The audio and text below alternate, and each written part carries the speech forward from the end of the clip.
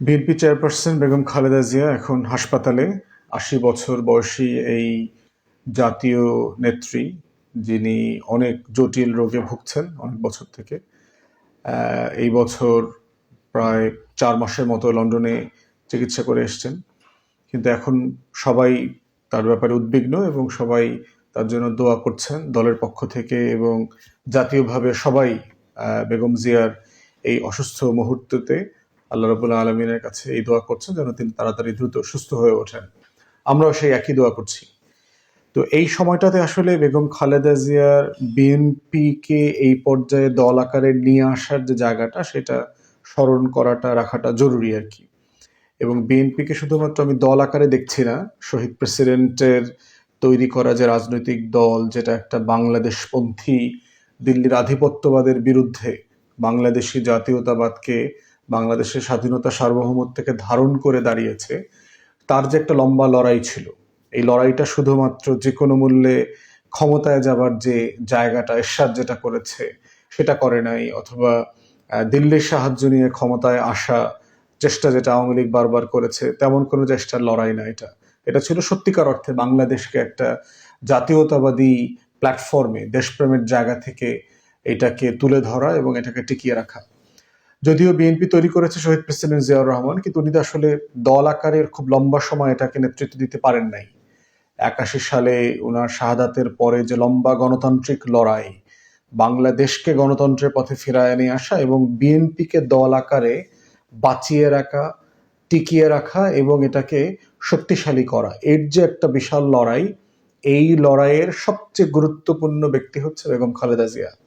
অতএব আজকে যেই বিএনপিকে আমরা দেখতে পাচ্ছি, একটা বড় রাজনৈতিক দল, একটা বড় প্ল্যাটফর্ম, সারা দেশের গ্রামে গঞ্জে তৃণমূলে ওয়ার্ড পর্যন্ত যেই দলটার শাখা ছড়িয়ে আছে, তো সেখানে সেই জায়গা থেকে আজকে বেগম জিয়াকে স্মরণ করতে হবে যে ওনার আসলে অবদানের জায়গাটা কত মারাত্মক ছিল।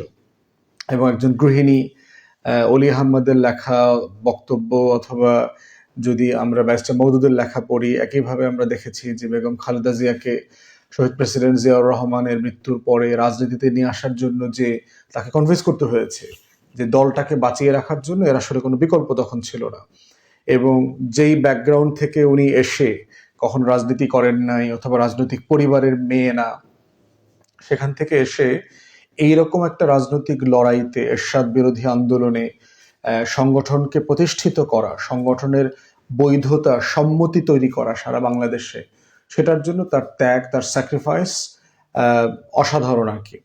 এবং দেখেন ৮৬ এবং ৮৮-তে যে নির্বাচন হয়েছে এরশাদের আমলে, সে নির্বাচনে কিন্তু কোনোটাতেই বিএনপি যায় নাই। ৮৬-এর নির্বাচনে তো সেই এরশাদের বিখ্যাত লং ড্রাইভে নিয়ে যাওয়া শেখ হাসিনাকে বস্তা বস্তা টাকা দেওয়া, সেখান থেকে যেভাবে এই আওয়ামী লীগকে পুনর্বাসন করেছে, সংসদে প্রধান বিরোধী দল বানিয়েছে এরশাদ, এবং সেই সংসদে জামাতও গিয়েছে, দুঃখজনকভাবে হলো সত্য। তারা কিন্তু সেই সংসদে বিএনপি যায় নাই। ৮৮-এর যে নির্বাচন, সেখানেও বিএনপি যায় নাই।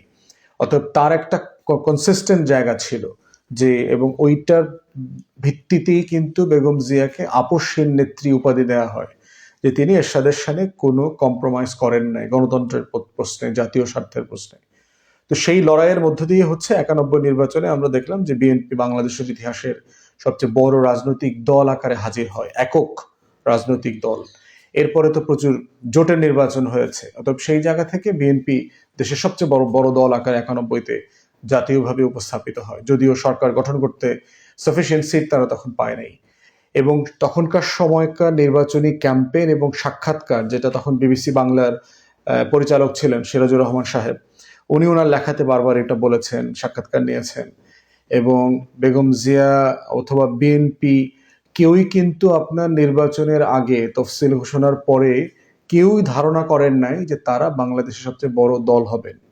এবং বিএনপি নেতারা আমাদেরকে অনেকবার বলেছে যে তারা নমিনেশন দেবার মতো প্রার্থী খুঁজে পাচ্ছিল না।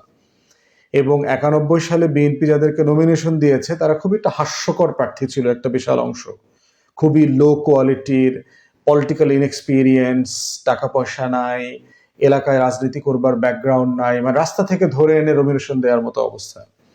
এবং তখন ওই যে আওয়ামী লীগ লোকজন তাদেরকে টিটকানি করে বলতো আর কি যে, তোরা যদি ভুল করে তোদেরকে মানুষ ক্ষমতা দিয়ে দিল, তোদের মন্ত্রী হবে কে, সরকার কিভাবে গঠন হবে।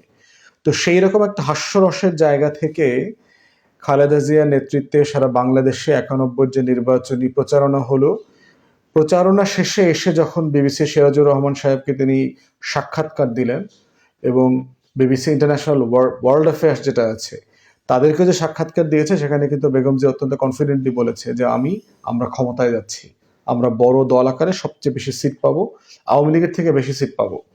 তো সেই কনফিডেন্সের জায়গা কিন্তু বেগম জিয়া তখন দেখিয়েছিলেন এবং উনি জাতীয় স্বার্থে শত্রু মিত্রর জায়গায় কিভাবে ঐক্য দরকার, কার সাহায্য নেবেন, কার সাহায্য নেবেন না, সেই জায়গাতে কিন্তু ওনাদের এই কম্প্রোমাইজিং জায়গাটা তারা খুব পরিষ্কার ছিল, যে কারণে তারা জামাতের সাহায্য নিয়েছে এবং জামাতের সাহায্য নিয়ে তারা সরকার গঠন করেছে। কিন্তু একইভাবে কিন্তু তারা এরশাদকে কাছে রাখে নাই, কারণ এরশাদের বিরুদ্ধে একটা আন্দোলন হয়েছে। অতএব সেই পতিত স্বৈরাচারকে শুধুমাত্র ক্ষমতায় যাবার জন্য পুনর্বাসন করবার রাজনীতি শেখ হাসিনা করেছে, কিন্তু বেগম জিয়া করেন নাই।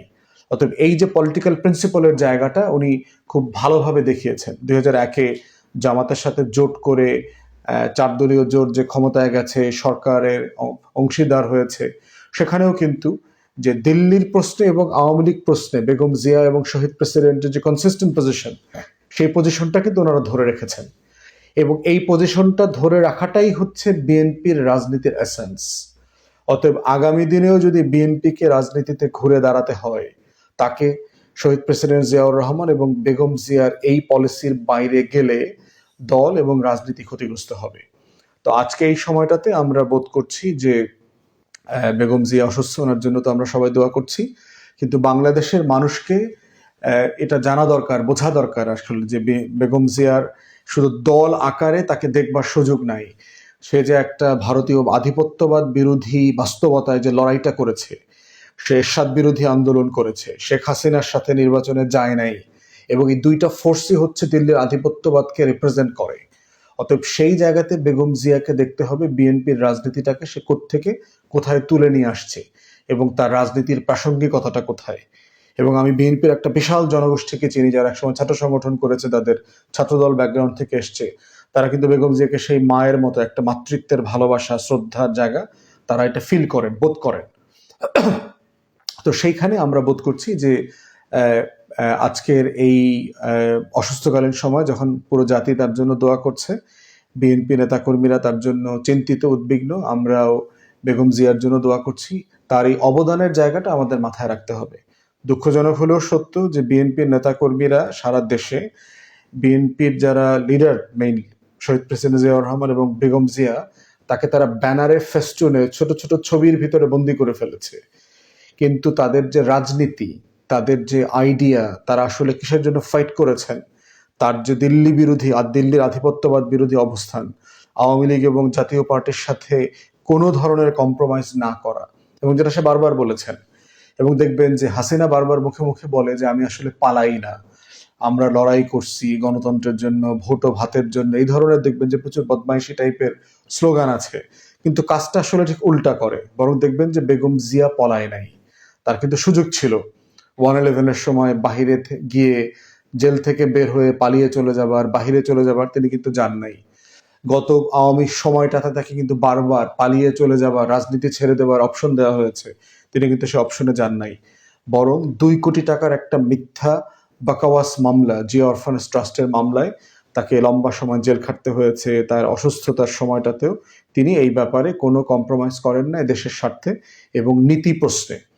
এবং সেই জায়গাটা দুঃখজনক হলেও ভাবে সত্য, বিএনপির বর্তমানে যারা ঘোষিত প্রার্থী আছে বিভিন্ন জায়গায় নির্বাচন করবেন, তারা সেই শহীদ প্রেসিডেন্ট জিয়াউর রহমান এবং বেগম জিয়ার সেই রাজনীতিটাকে আসলে ধারণ করছেন বলে মনে হচ্ছে না।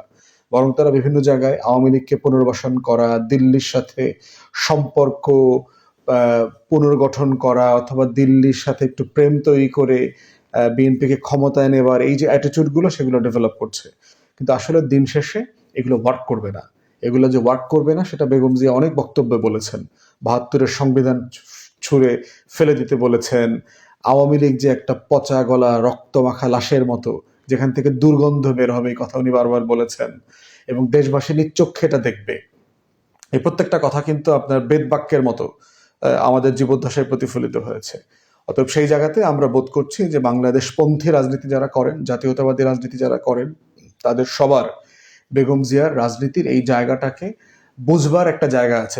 যে যে দল করেন কোনো সমস্যা নাই, আমরা বিভিন্ন রাজনৈতিক দল করি, কিন্তু জাতীয় রাজনীতিতে যাদের অবদান আছে সেই অবদানের জায়গাটা কোনোভাবে ভুলে যাবার অথবা অস্বীকার করবার সুযোগ নাই। অথবা আজকের এই সময়টাতে যখন সবাই উদ্বিগ্ন, আমরা বেগম জিয়ার এই রাজনৈতিক অবদান, বাংলাদেশের জাতীয়তাবাদী রাজনীতি, দিল্লি বিরোধী রাজনীতি, আওয়ামী জাতীয় পার্টি বিরোধী একটা দেশপ্রেমিক রাজনীতি গড়ে তুলবার ক্ষেত্রে তার যে অবদান, সে অবদানকে স্মরণ করছি এবং তার জন্য সবাই দোয়া করছি যেন আল্লাহ তাকে দ্রুত সুস্থ করে দেন। সবাইকে ধন্যবাদ।